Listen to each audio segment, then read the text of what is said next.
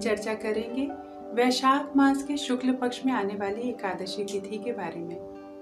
वैशाख मास के शुक्ल पक्ष में आने वाली एकादशी तिथि का महात्म्य जानने के उद्देश्य से एक बार राजा युधिष्ठिर ने भगवान श्री कृष्ण से प्रश्न किया कि हे भगवान, हे जनार्दन, कृपया मुझे बताइए कि वैशाख मास के शुक्ल पक्ष में आने वाली एकादशी तिथि कौन सी है और इसका महात्म्य क्या है।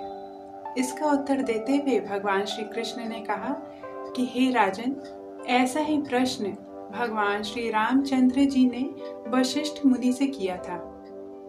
बहुत समय पहले की बात है।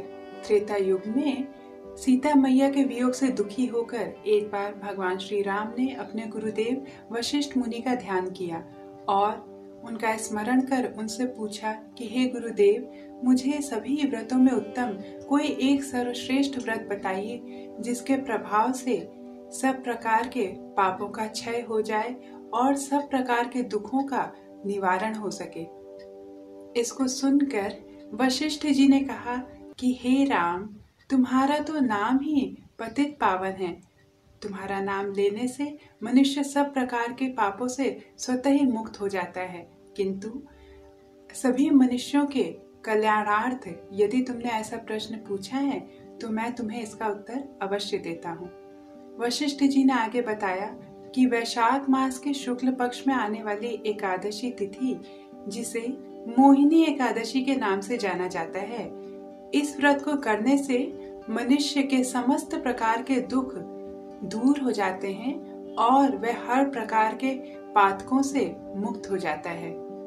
मोहिनी एकादशी व्रत मनुष्य के सब प्रकार के मोह जाल से युक्त पाप कर्मों से उनको मुक्ति प्रदान करती है।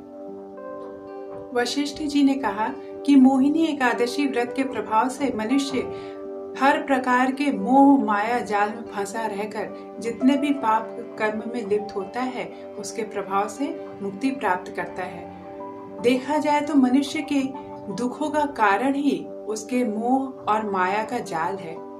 जितना ज्यादा मनुष्य मोह माया के जाल में फंसता जाता है, उसी के प्रभाव से वह उतने ही नीच कर्म में प्रवृत्त होता चला जाता है।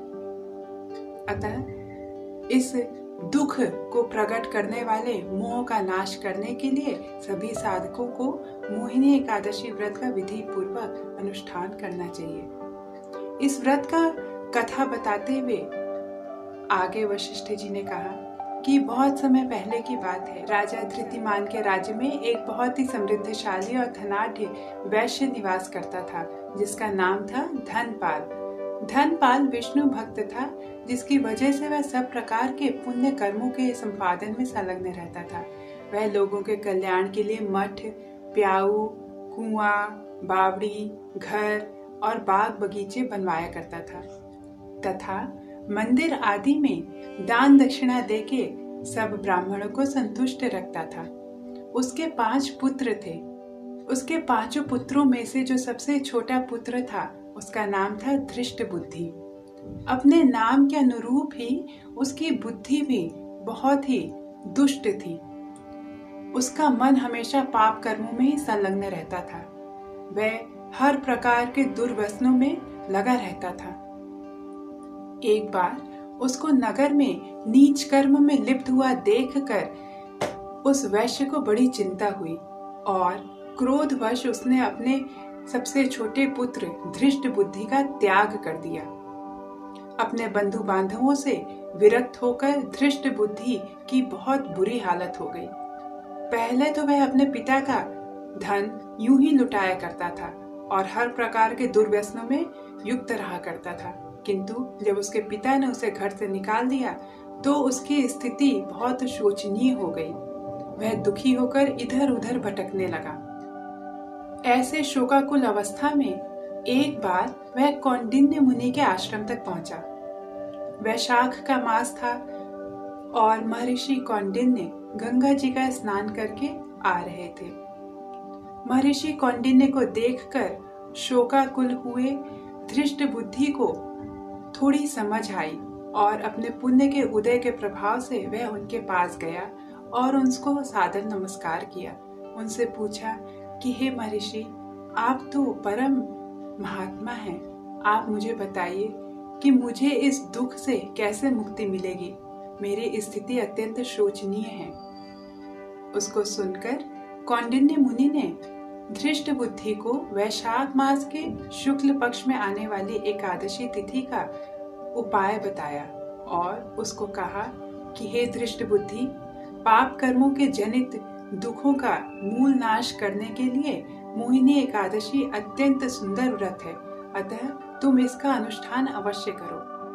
महर्षि कौंडिन्य द्वारा बताए गए उपाय को सुनकर धृष्ट बुद्धि का चित्त प्रसन्न हो गया और उसने बहुत ही विधि पूर्वक मोहिनी एकादशी व्रत का अनुष्ठान किया, जिसके प्रभाव से वह निष्पाप हो गया और दिव्य देह धारण करके गरुण जी के ऊपर सवार होकर भगवान के वैकुंठ लोक को प्रस्थान किया।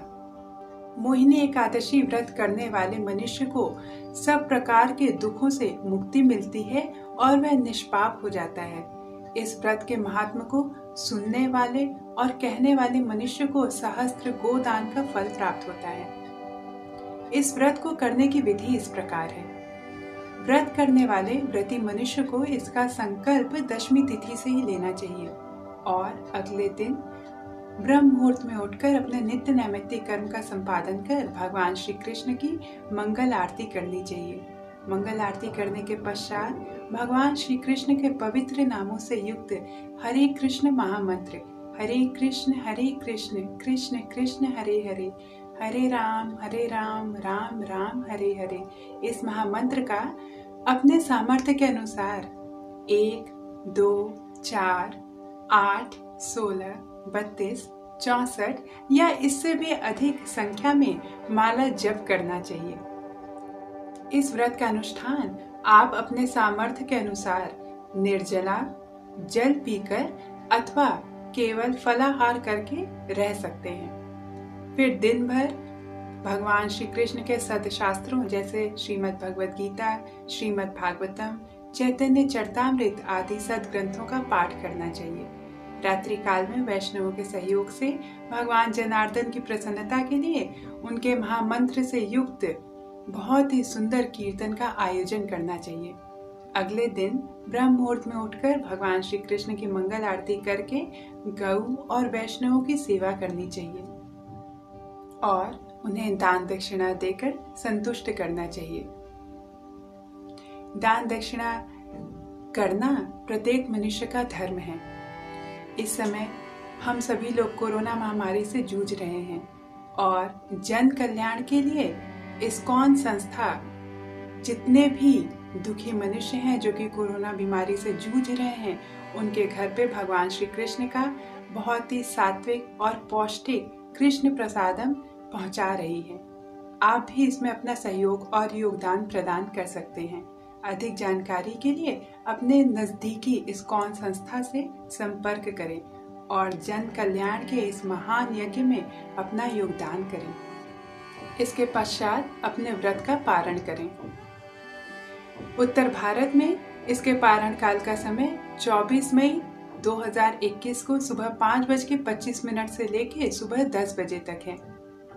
तो आइए हम सभी साधकगण भगवान श्री कृष्ण की प्रसन्नता के लिए और उनकी अहेतुकी भक्ति प्राप्त करने के उद्देश्य से इस मोहिनी एकादशी व्रत का अनुष्ठान करें। हरे कृष्ण। हरे कृष्ण कृष्ण कृष्ण हरे हरे, हरे राम